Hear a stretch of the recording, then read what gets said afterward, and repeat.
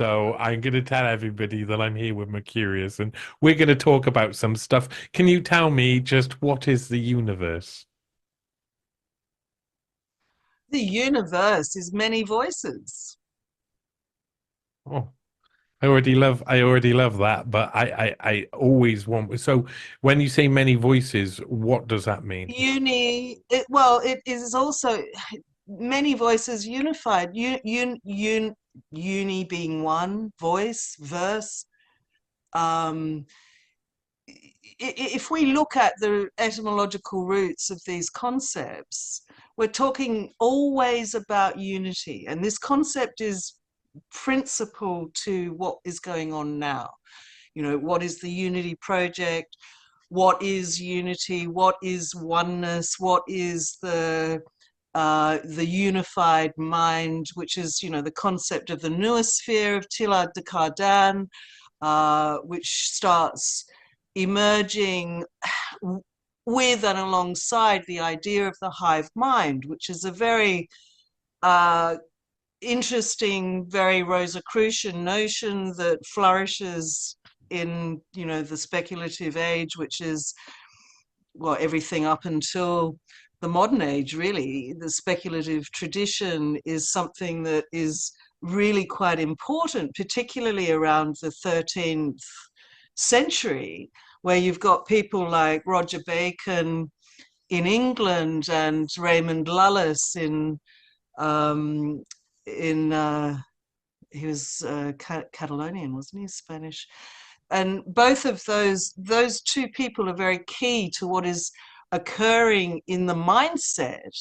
Roger Bacon reveals that the unity is in the disciplines, and he actually reveals also that there is a fear that it is the unity, the revelation of the unity of the disciplines that would lead to social destabilization if that was revealed, the unity of the disciplines. Mm. So, this notion of the unity of the disciplines also harks back to the concept of Thoth, who is the god creator of all disciplines. You know, he creates mathematics, he creates medicine, he creates all of the disciplines that and when I look at Thoth now, I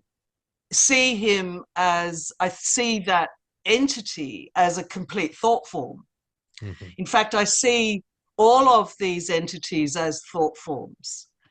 Ra, for example, um, if you look simply at the structure of the graphic hieroglyph, it is literally the Vesica Piscis. That is it. So what is the Vesica Piscis? And of course that is, you know, that lens that occurs when you unify two circles, and when the points of the two circles share the radius, the centers enclose the radius. Those centers are associated, if you are taking it back to the astronomy, this is where the original model comes from, where you're taking the longest and the shortest day, which is the two extremes of your annular cycle, which is what Copernicus used, it's what Ptolemy used, it's what Vitruvius gives in his diagram for building a sundial. And of course, it's exactly the same structure, but it's not fleshed out in detailed form.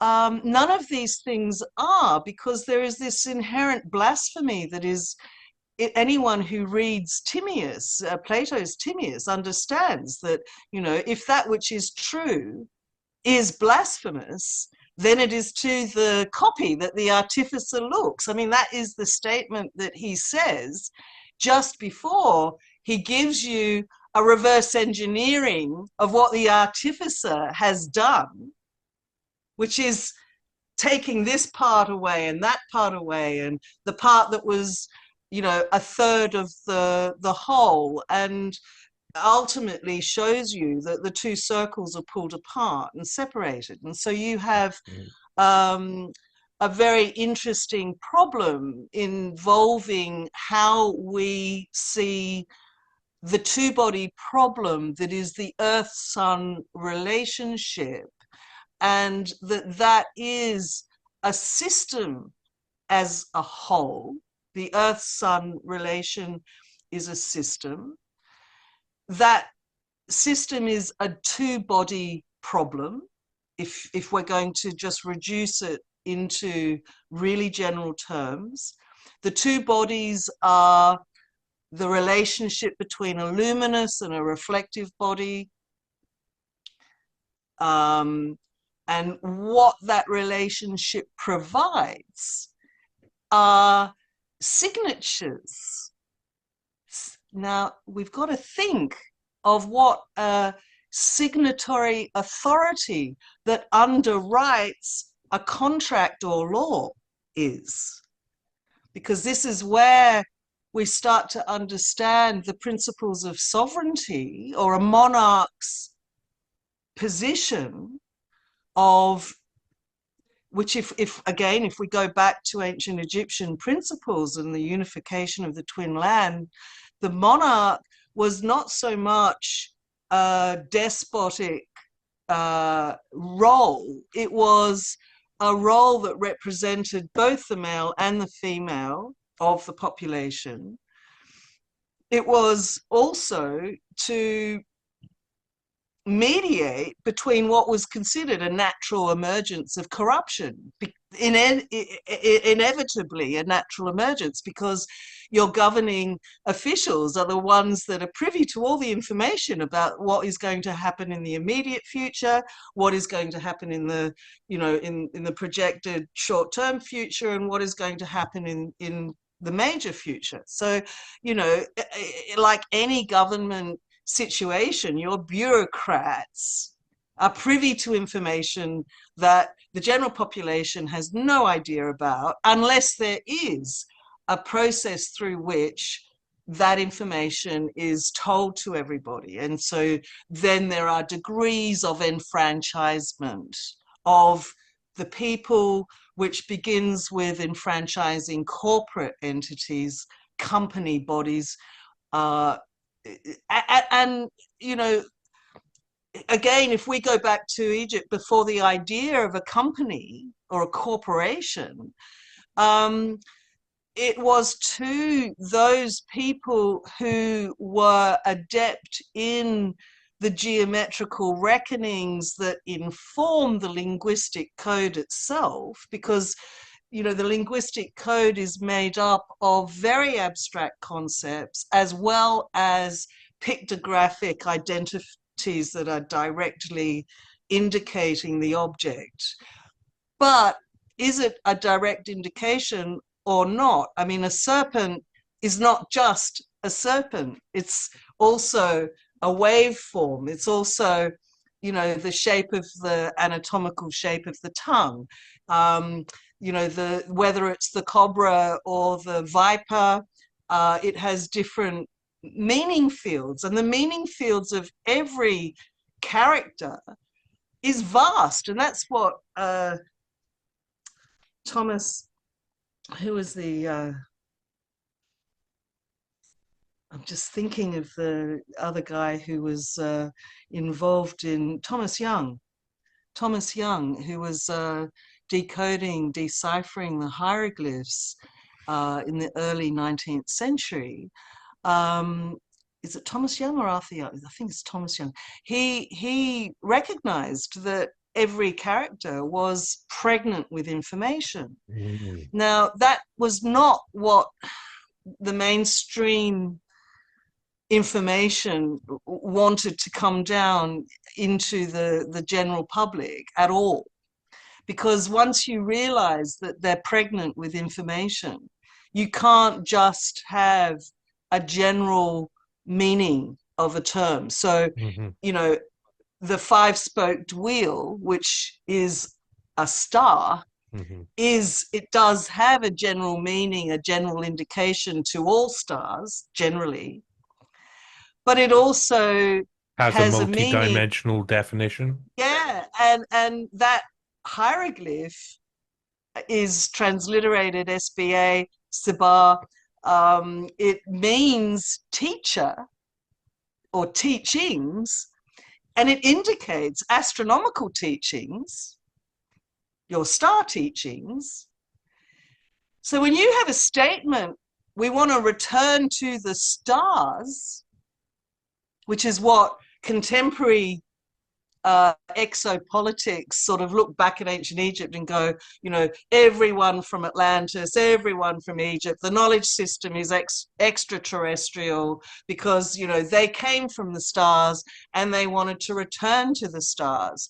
No, return to the teachings was return to the astronomical teachings that underpin the whole system of a complex sedentary culture, the entire system, where if you completed the training, you were given a completed fabric, and the completed fabric was what you wore over your shoulder as an indication that you were a sage in Greece, or it continues right through many cultural traditions, and even in Scotland, the wearing of the completed fabric over the shoulder, and it being a wonderful tartan, which can literally be shown to come off a harmonic code when you remap things. So, when I'll tell you the reason why I did this work, working as a philosopher in the 1990s, very aware of the emergence of all of the alternative renderings of, what quantum physics is indicating. So, you had the holographic principle, the whole idea of the anthropic principle, and, this rendering of, what is it? Is it consciousness or is it matter? Always this separation of the two things that are the aspects of the whole. When you separate those two things and you go, well, it's either consciousness or it's matter, you've got to see this as red flags, So because that's they like saying, with any when the divide happens, or when even if you've just got two separate, if you got binary, there's got to be some form of signatory authority. There's got to be some sort of communication, and there's got to be crossover between the two. yeah. And the interesting thing is that these signatures, which are nomic, you need a nomic instrument. Now, the history of a nomic instrument has not been written, because in our minds, we think only of a stick placed in the ground, right? Or, the gnomon as the indicator on a sundial. So when we think of the term gnomon, we don't think of how the technology of a gnomon itself has changed. And that is all of our instruments that we have developed that give us access to immaterial phenomena that shows us information about the relationships between something that is luminous and something that is reflective. So if it's a scan of your cells, you're looking for the relationship between luminous and reflective attributes. So, this goes down through our entire knowledge system. When we're thinking about what that phenomena is, we also know that it's immaterial, because it doesn't actually exist until we mark the data. Mm-hmm. So the line of time, if we draw it from dawn till dusk, so we're standing really slowly, we're drawing our line in as the nomic information moves from relatively infinite speed to really, really slow at noon, which is the moment, the most precious moment, where we can actually, by looking at the speed of the shadow at noon, which doesn't hold, it's the speed of the earth we're witnessing. Mm. And that's actually how we get the physical constant of the speed of the earth's rotation. There's no other way we can do it. Mm-hmm. Right? But we're not told this because our knowledge system has to be generalized because we are applying it to all disciplines all the time. Mm-hmm. And so we're constantly in a process of generalization, simplification, because, there is a difference between, a weird brain that gets fixated on some problem and a more general brain that is doing other things, and neither are different. One's focus on some, you could be a complete freak if you like someone like me.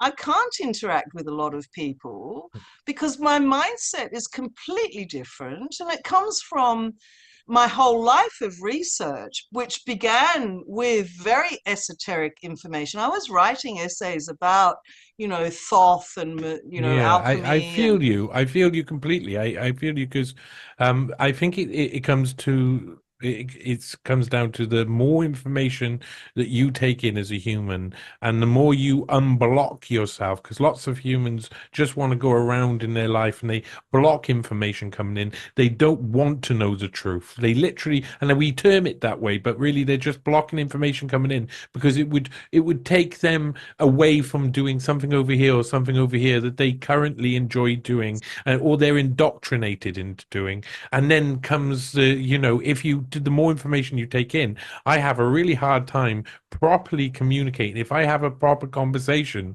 about intelligence services or anything like that with yeah, the average person, the conversation is not going to be easy, and usually you the don't other even person have a is gets ladder. scared. Yeah, yeah. Don't even have a ladder to step on. There isn't And there's a even lot of fear. a There's a lot of first people step. who will just run away from information. They just realize, okay, that's just way too much information for my brain to take. So I'm not going to want to try to learn how to take in that level of information. I understand completely. Now, if you then think about revolution, your most powerful group to affect whatever change you're wanting to occur is your youngest generation that is of working age, because they have not had the time to research the fullness of their discipline, let alone be given that information in the first place. So if you've got, it only takes 22 years to completely take control over a population. That's all Hmm. it takes. Yeah, That was known in ancient Egypt. The yeah. last Queen Hatshepsut reigned for 22 years. Her project was not to appear as if she was a male by wearing a beard. The wearing of the beard was a direct indication of the earth god Geb, who is the only representation of a god with a beard, right? Who is always shown with his legs striding and looking in the opposite direction to where he's going. And so if we think about the most famous images of Geb, his phallus supports the arc of the sky goddess, Oh, right? wow. But his legs are running in the stride of the greatest cycle, Mm. and he's looking in the opposite direction of where he's running. He looks like he is being raped by a succubus or some evil female entity. Now, this is where interpretation of images becomes really problematic, because you have in the 1st century AD a really, really strong hatred of Egypt. They actually considered Egypt to be a land of evil people, right? Partly this comes out of all of the narratives of Exodus and, you know, what happened with the slave trade and, you know, what was going on. But people forget Egypt is a ranging civilization that ranges over thousands and thousands of years, that begins its formal life as a unified twin land in the 4th millennium BC, which is right at the beginning, mind you. Yet it's already existed well before that unification in that space. But the unification is not only the foundational underpinnings of a political organization unifying 2 lands, the upper land and of course it's the lower land, that in the southern part of the Nile, that is the expansionist environment that can keep going down the river further and further and expand the empire, which is not really an empire in the sense of, you know, going and claiming somebody else's land, stealing it off them, taking their resources and enslaving their populations. That's, you know, it's not like the colonization imprint that we have, which is also well in play, well before the Greeks colonized the land of Greece, the Ionian colonies and so on. So, you know, colonization is something that comes into play in the 1st millennium BC, which is the time period where writing is emerging in other cultures, in imperial cultures. So nothing was written down in Sanskrit before 1000 BC. Nothing was written down in Chinese. Were the first things to be written, this Egypt, we got to look out for them, they're trouble. Yeah, so, you know, when we're looking at the emergence of written codes, the emergence in India and the first real items of philosophical tracts are between 900 and 600 BC. So, you know, this is the period which one would consider is the rebirth of the Greek culture, you know, the period that is considered the re-emergence from a so-called dark age. Well, what is the dark age? Something happened. The Minoan civilization ended. The Mycenaean civilization ended. The island of Thera exploded around, what, 14 BC, 1400 BC. So, you know, a lot of people go, oh, that must be Atlantis. Plato was wrong. When you say exploded, do you mean literally explodes? Well, there was a volcanic eruption on the island of Thera or Santorini, and that eruption is likely the cause of, you know, a catastrophic rupture in those in that particular region. And so you have an end point and then a re-emergence, and we're only really discovering the re-emergence through writers that traveled to Egypt, because the Greeks haven't even made up their fucking alphabet yet, right? Yeah. They haven't even they haven't even organized what shapes and forms they're going to use, or how they're going to distinguish That must between have been the such an hard and soft. exciting time in these countries, this like evolution of language in like the basic form. I read about the Korean language, the modern Korean language was invented by a king of Korea at some point. He went through to decided we've got to have our own language if we're going to be taken Yeah, yeah, serious. Like that idea of creating a language, coming up to the idea we need to create something, we need to actually be able to write down what we're saying, and it's obviously why? affected Because by they've been the doing it for neighbors. fucking thousands of Yeah, yeah, yeah, years yeah, yeah, yeah.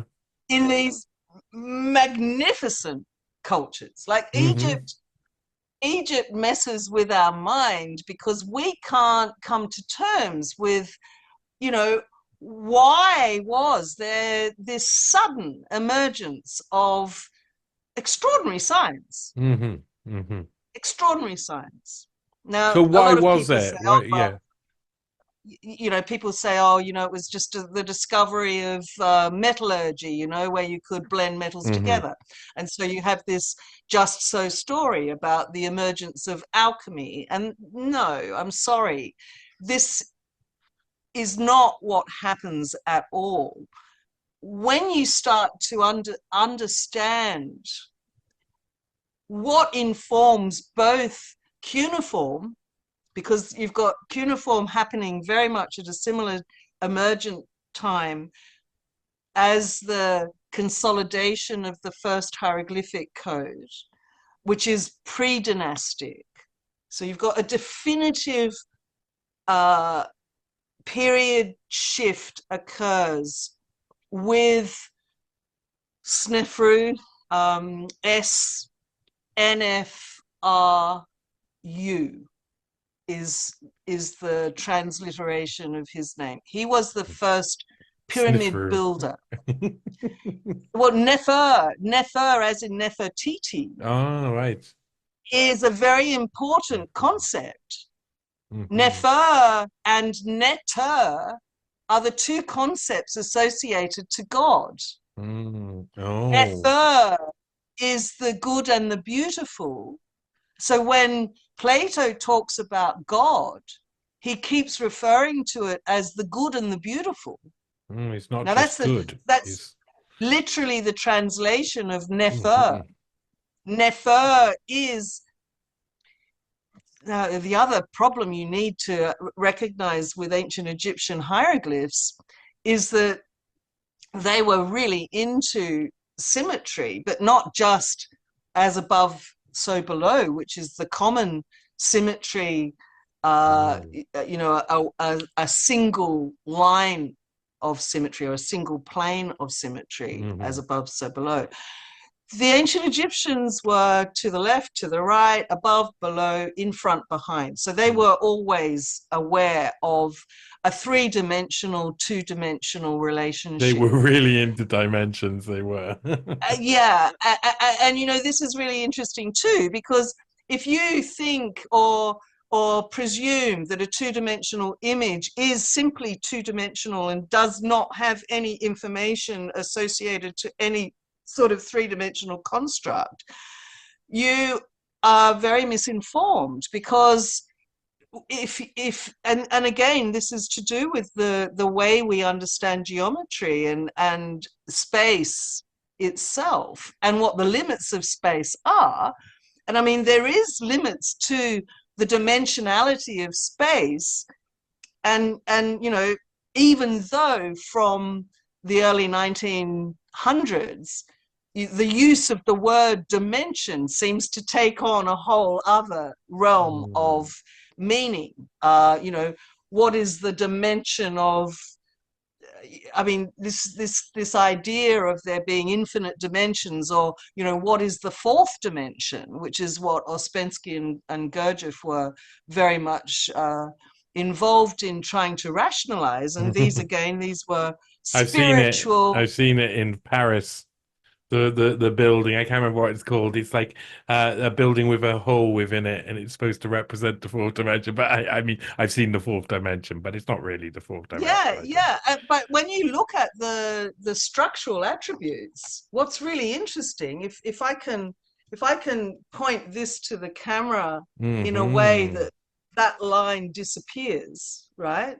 So this is literally the structure that comes out of the geometry. This is what the Pythagorean cube is. It's a cube if you consider that each of those sides is a face of a cube, but it's only an inferred cube, because what it actually is two isometric matrices, meaning two measures, the measure of that length, which is on the diagonal of the square face, and the measure of this length, which is on the diagonal enclosed by the vertices of a cube.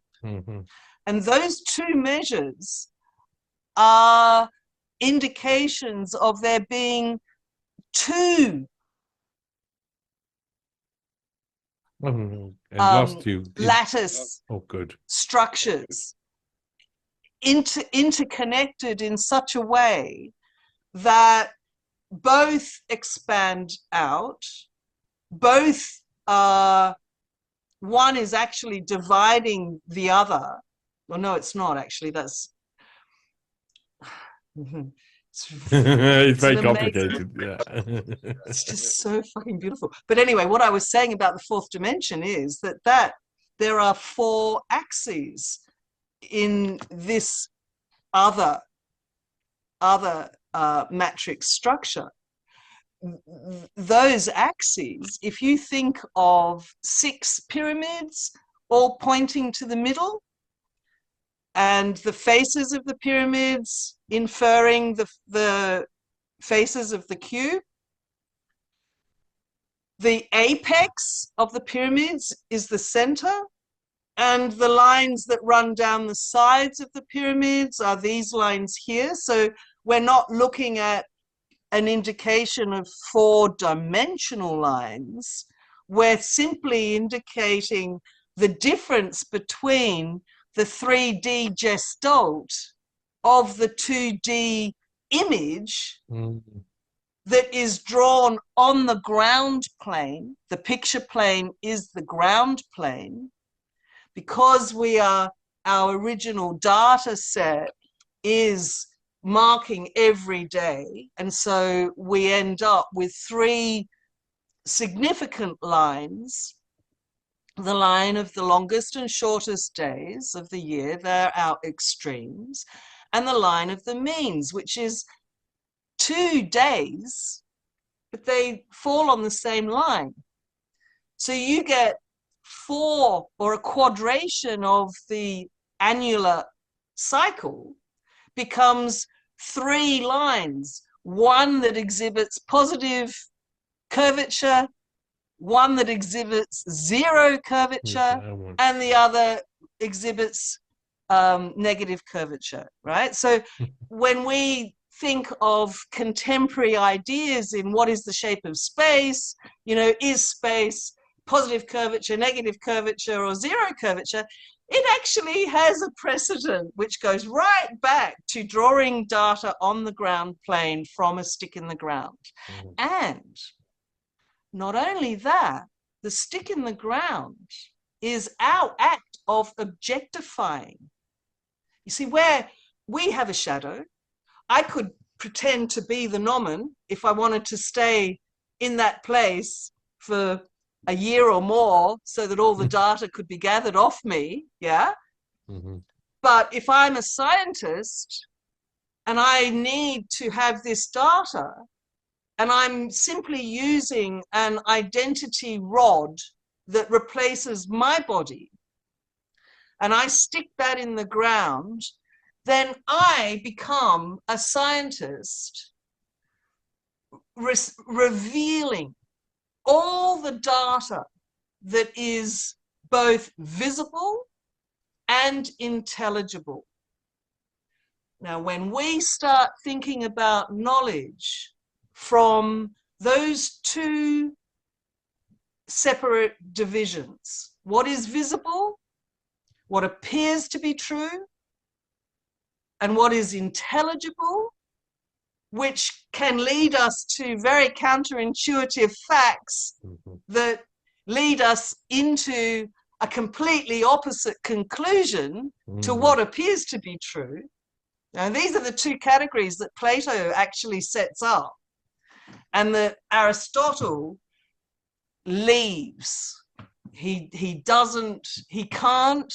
Why can't Aristotle work with those two categories that enable us to understand that we are able to have objective facts?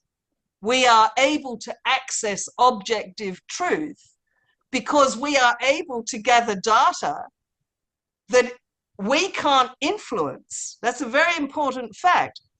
We can't influence the speed of the rotation of the planet or the orbit around the sun, even though a lot of magicians would like to think they can. Yeah. And there's many that would say, oh, if everyone in the world thought the same thing, if everybody had one mind, we could change the rotation of the earth. We could, this is magical thinking, and it comes from the experience of, manipulating things in ways and means that seem to be magical because we don't necessarily understand electromagnetics, right? So, when Haeckel talks about the soul in matter, what he's referring to is the discovery of liquid crystals. And liquid crystals are really weird. They're not solid. They're not really liquid. And they do weird shit. Like you put your finger near a bubble of liquid crystal and it will be attracted to your finger. What do they define it of? If it's not, is it some sort of super something? If it's not solid, or if it's not liquid, is that why they call, what do they call that state? It's a quasi-crystal. Right, okay. It's sort of like mercury is a quasi-crystal, and if you put it into certain conditions of temperature and freeze it, you'll be able to see what the crystal structure is. And this is solid state physics. Solid state means you need to observe your substance. You are wanting to see what its crystallographic structure is, what its fundamental material structure is. And so if it's water, you're going to freeze it. And as we know with not only, Emoto is just a more recent researcher fucking around with all the different crystal structures that you can get out of water. But if you go back to Jacques Benavista, in the 80s, this is an incredibly important subject because he was offering an avenue into understanding the peculiar mystery of homeopathy and the idea that information can be encoded into a fluid like water. Right? That there is some memory in that, and that you can see that there may not even be any molecules of what is creating that information in the substance that you're dealing with, but there is a signature which is the structure. Right? So what Benavista was doing was really, really profound. And what Nature magazine did to him was also really profound because they destroyed his career. They're not who is involved with Nature magazine? Why are they so naughty? Well, who indeed? They brought Maddox. John Maddox was the editor at the time. They brought him out of retirement to deal with this little problem. Right? And then they got Randy the magician from the USA. Oh, he's got a history. He has got a history, yeah. Yeah. And what they did was so bogus. Yeah, I'm sorry, I'm laughing because it's so bogus. No, you have to laugh. It's so tragic. All of these tragic stories are laughable because they show how easily manipulated, how easily hoodwinked the ordinary person is. Because, you you take a fucking magician like Randy the magician, right?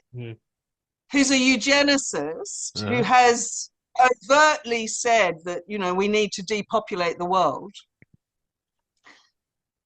Now, how he is used is in the most spurious way, because they simply say, well, if he can come up with a method of creating the same results, then that means that Benavista must have also done that hoodwinking method.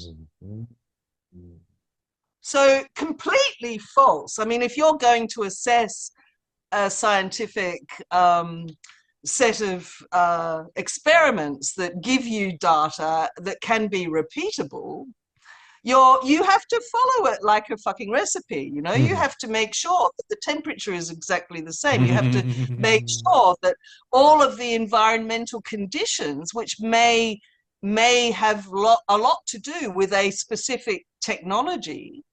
You know, if you're wanting to observe a certain information, you have to take into consideration all of the environmental conditions, which includes all of the technologies you are using to source your signature information. I mean, an ultrasound gives you signature information, right? You need to make an ultrasound, it's a nomic instrument.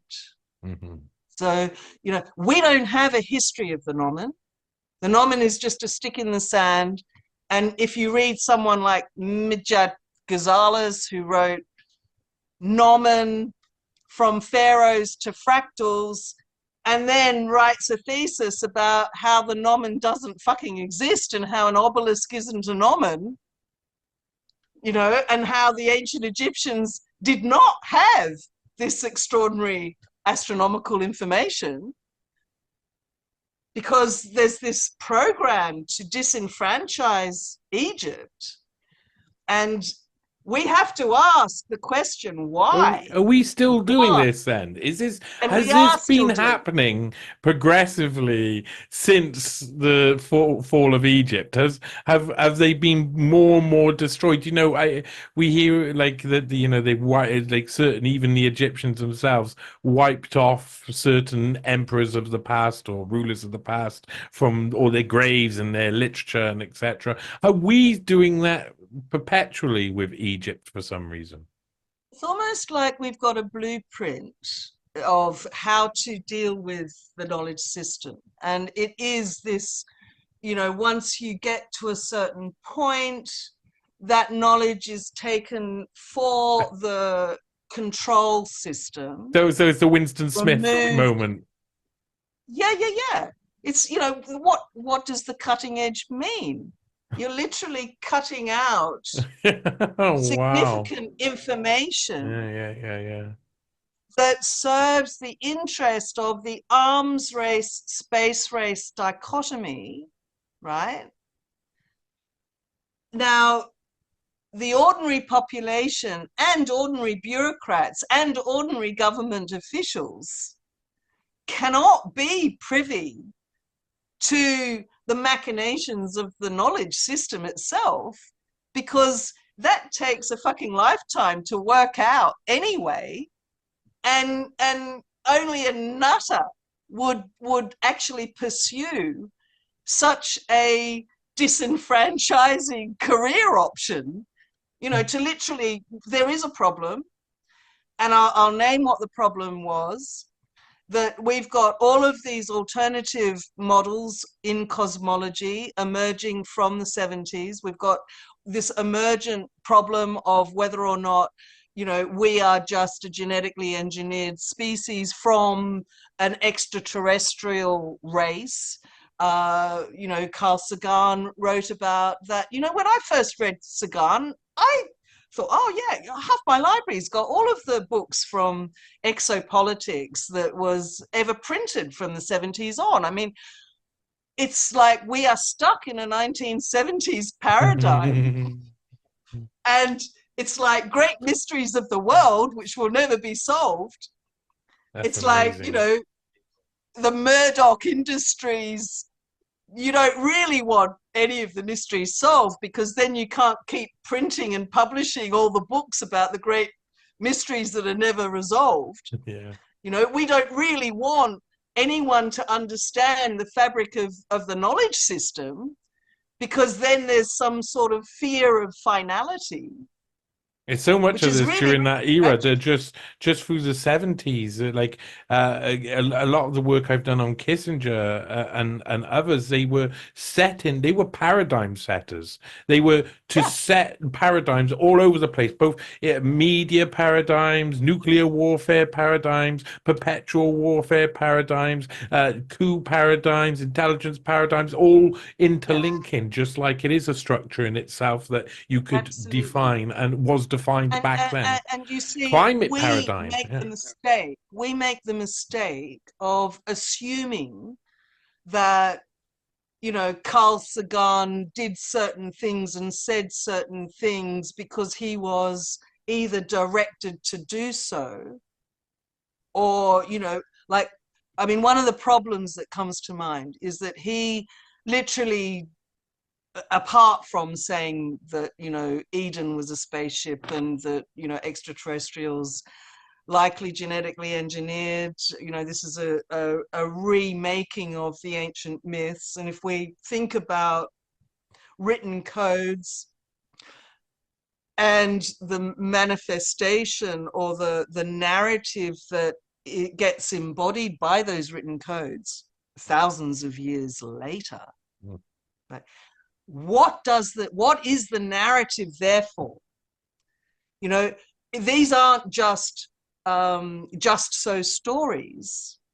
These myths and legends, like if we look at the Bhagavad Gita, or all the stories about Indra, and you get this idea that there's this massive war in the heavens, and then we've got Velikovsky telling us that, yes, the massive war in the heavens, that's where you get the asteroid belt and one of the planets gets exploded, and this is the catastrophe theory. And catastrophe theory, when first heard by Carl Sagan, he was completely against it, because he was, like everybody, inducted by his discipline to believe a certain way, Mm. and usually the first impression is all that is heard.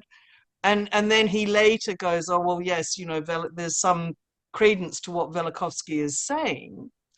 But today nobody talks about Velikovsky and catastrophe theory from that sense, because all the young ones understand is, Eric von Daniken and the Chariot of the fucking Gods and all the popular stuff that my generation was spoon fed, right? Mm-hmm. And it hasn't changed. So, I get spoon fed with von Daniken. I read it. I'm aware of this idea that extraterrestrials are in every culture, and that we think that the Mayan uh, pictographs indicate spaceships and all sorts of things. I grew up with that stuff. you know um, I was in my teenage years in the 70s. I mean, I was drinking that stuff. Mm-hmm. No, we all were. um, We all were. I yeah, mean, yeah, I'm from, like, I was born in 1980, but I mean that's all we had. We had everything from the past repeats. We had things that all of the different literature around, and all of it was just, yeah, drinking up that idea. yeah. And as we're drinking up popular notions, we're losing the, studying of the metaphysical poets. We're losing, the studying of Hmm. extraordinary prose and poetry that is actually giving us more I've hints. I've told this story in a few podcasts, about how when I was in primary school, would have been about 4 or 5 years old, and it's one of my earliest memories in school. And it was because they were talking about Stonehenge, and I was really excited. I was really excited about it. I had seen it, heard about it.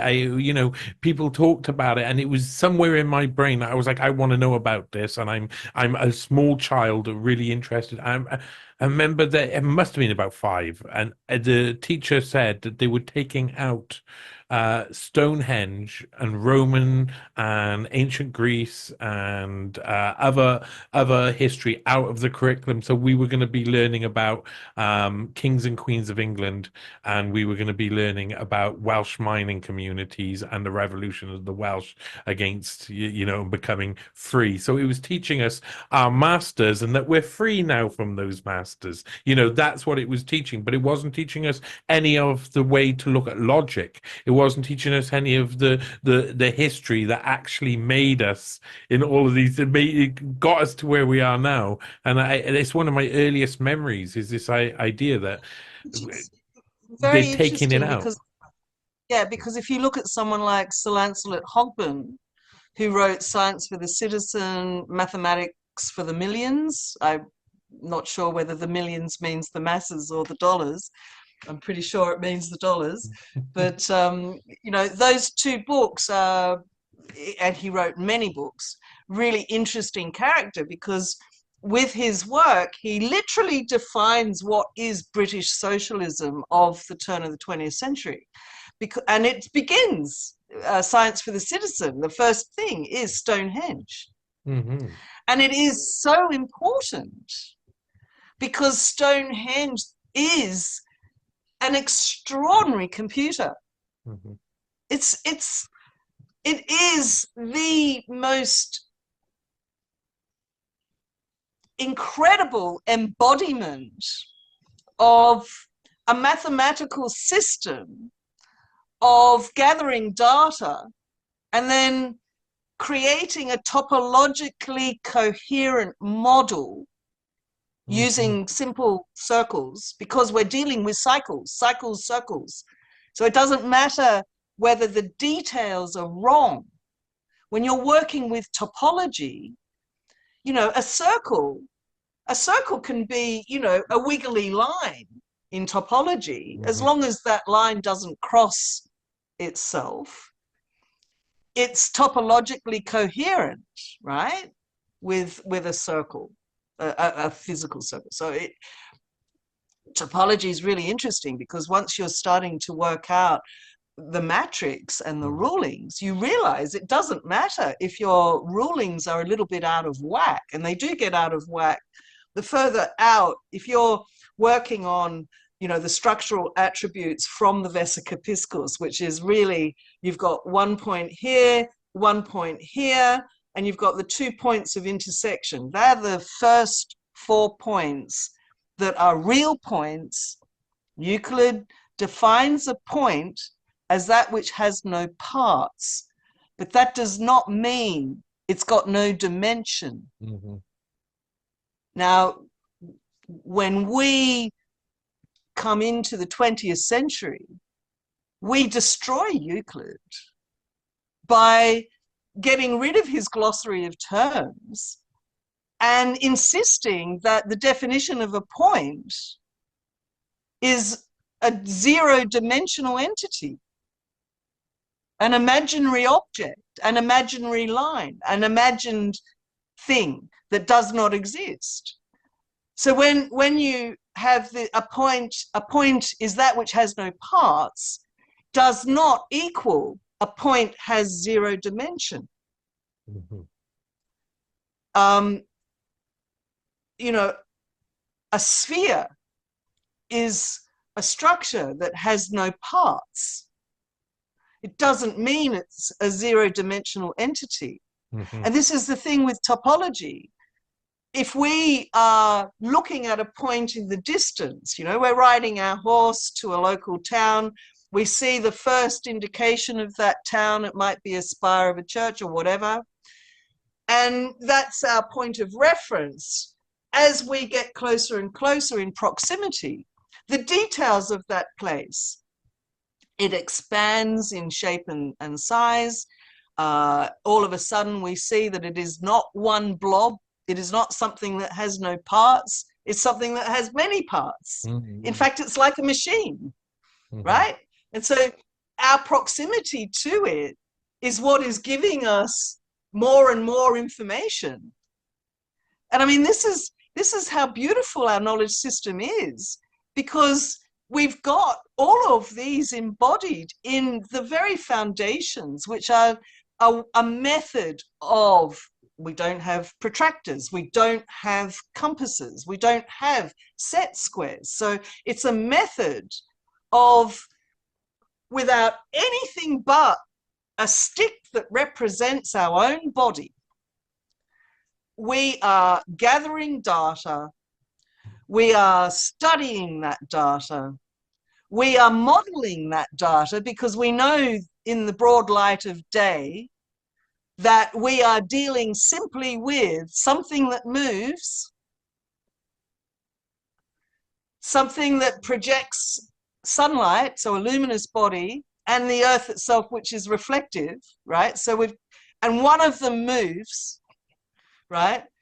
And if we have no association to farming or the seasonal changes, if we have no information about how the year is quadrated inherently through in more temperate regions, through the changing of the seasons, if we don't understand how, you know, the information starts to drop out as you get to the northern regions of the pole, because you can only see the sun and the shadow markings on the ground for a certain period of days. So no, the northern cultures that Nietzsche sort of indicated as being the source of the Hyperboreans, who were the gifters of culture, no, they are not those who come from whence the north wind blows at all.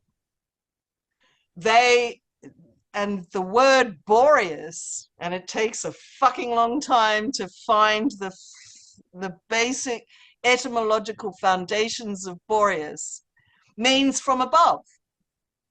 So like the